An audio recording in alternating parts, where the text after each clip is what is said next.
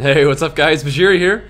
So this video is going to be some 2v2 arenas I did with Pikaboo on his Disc Priest in order to get capped out on my Death Knight for this week, and admittedly these first couple games I feel pretty rusty, and I don't really think I've played like especially well in really in any of these games, to be honest, because I haven't really been practicing my DK very much. But you know what, Death Knights are really strong and a really fun class to play for sure, so I feel like even if you guys are just getting started with your Death Knights or thinking about leveling a Death Knight, I guess I can sort of use some of these twos games, even though I didn't play awesome, as a chance to help you guys understand some of the things you can do to be effective without necessarily having to be the absolute best DK in the whole world. So basically what you saw me do in this game is, you know, I threw my Death and Decay down on top of the Hunter. I don't know if he even tried to stealth, honestly, but I prevented his stealth and let me get pressure out on him really early.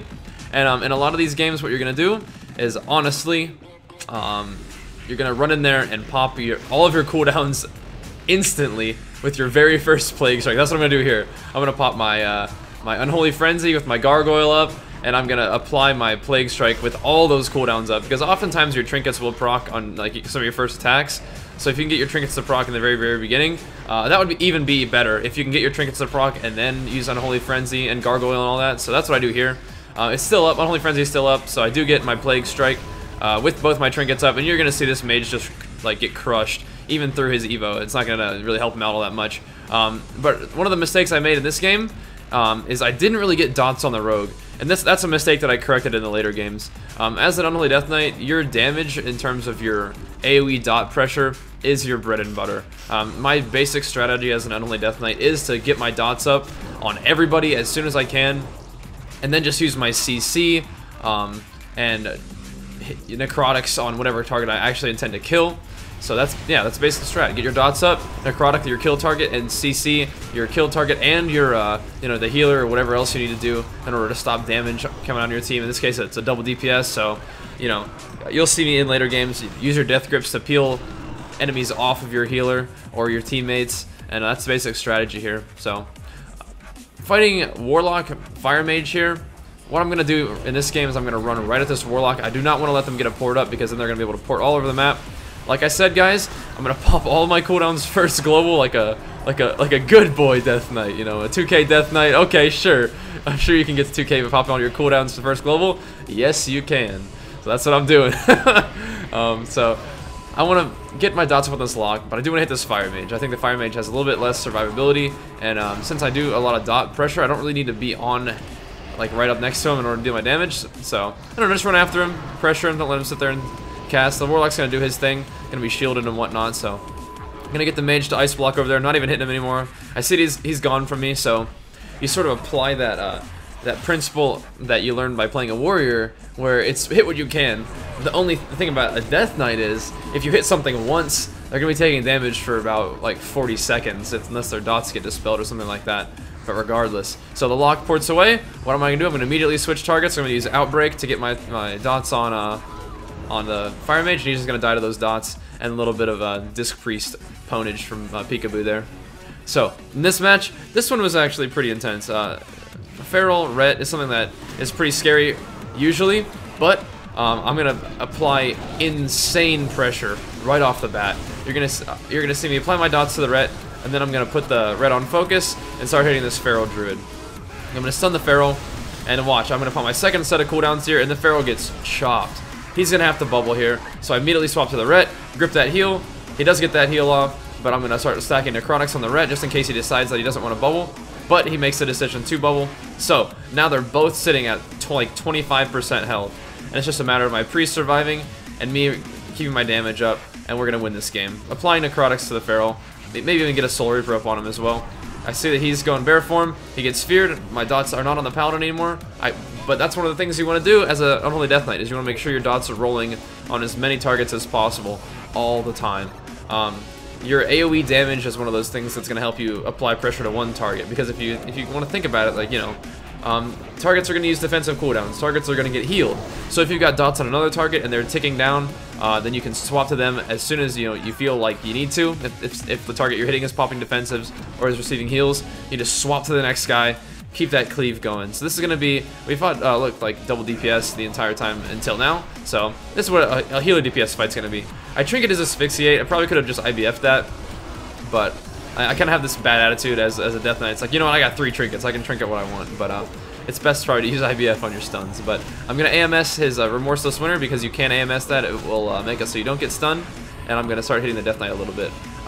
Ultimately, I do want to hit the Priest here. I see that their Death Knight is going to go hit my Priest, so I'm just going to go in Unholy Presence, pop Empowered Rune Weapon, and really try to stack some Necrotics on this Disc Priest here. I get him to stun.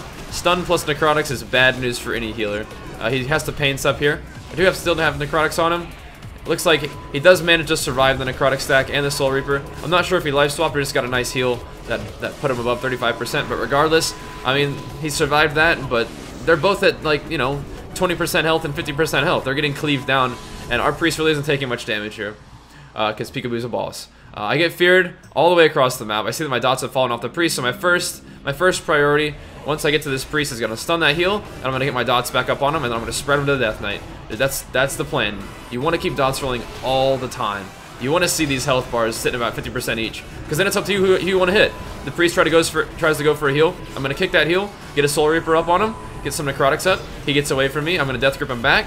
I could swap to Death Knight at any time here, but I feel like I'm applying good pressure to the Disc Priest, and as long as I keep blood boiling my dots to the Death Knight, my job is done. Gonna get a Soul Reaper up on him. There's just way too much pressure for him to recover.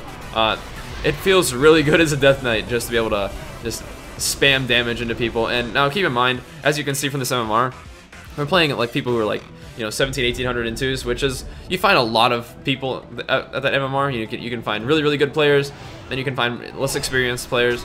But I mean, keep in mind, this isn't like the highest level stuff. But then again, I'm not really playing my Death Knight at the highest level. And the way I'm sort of providing instruction in this video isn't for you absolute pro Death Knights. It's for people who are like maybe seeing me playing my Death Knight, you think it looks fun, interested in leveling a Death Knight, or maybe you have a Death Knight and you want to pick it back up and spec Unholy and see what you can do. This sort of commentary is more for you guys because, you know, I'm not really an expert DK, but I can help out a little bit and provide some basic tips. And as you can see, my basic tips are just massive pressure on every member of the team that you can. CC, that's one of the main things as Death Knights. You have so much cool stuff you can do. Just use your abilities. That's really like the extent of it. It sounds stupid, it sounds silly, but honestly, if you go in there and you make the most use of your character, you're gonna see how strong a Death Knight is. And I know people want me to play Frost, but Unholy is so much fun for me. Just the intense dot pressure is so rewarding, and it's really fun for me because it lets you do the massive damage that I'm such a fan of, and you have enough control to really make that damage stick. So this is probably the most intense match of this particular session, I think. Just for the fact that I think the Warrior played pretty well. I think the Druid played pretty well, but you can see that, you know, they're gonna start off with their cooldowns, but then as soon as I pop my cooldowns, they're gonna be at like 20% health for the entire rest of the match because they can't recover.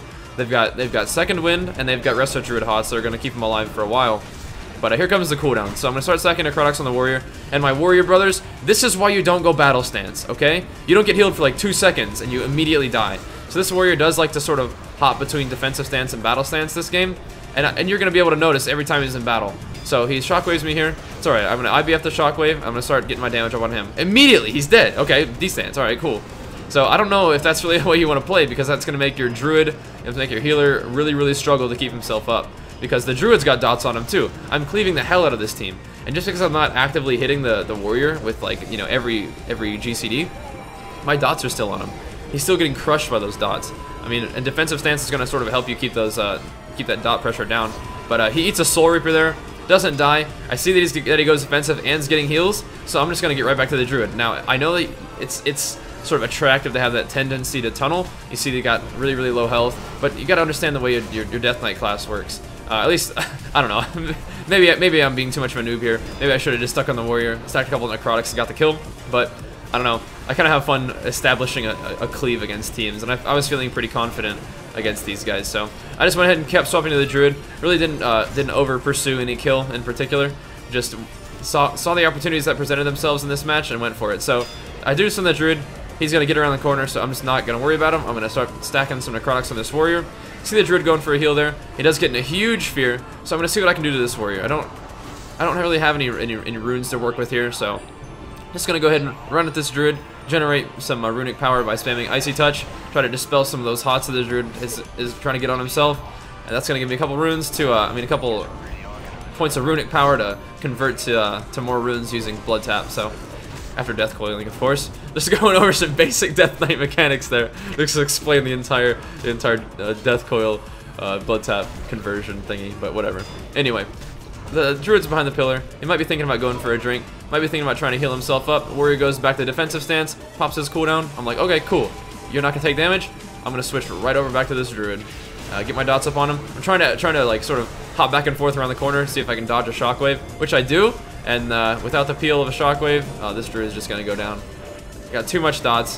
One necrotic strike. That's all it's gonna take. He pops a bark skin, but it's far too late. Unholy Death Knights do so much damage, and it's really fun to play this playstyle.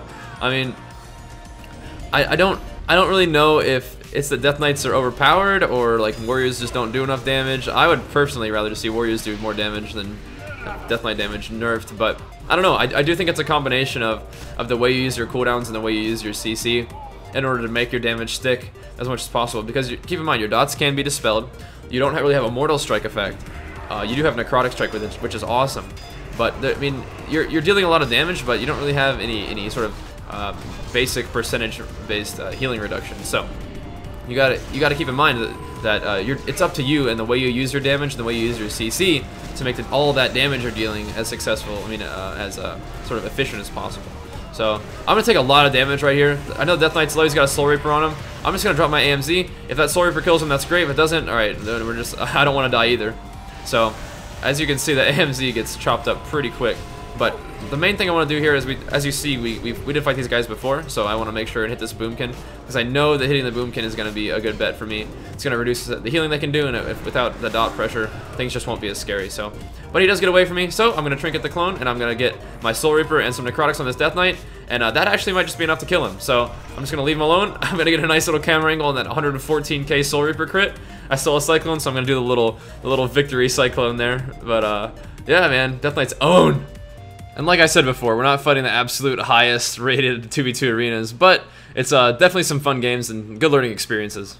So thanks so much for watching, guys. Really hope you enjoyed this video. I really appreciate you watching. I've got some more 2v2 arenas from this session to share with you very, very soon, so hang in there for that. And as always, you're the best. Peace!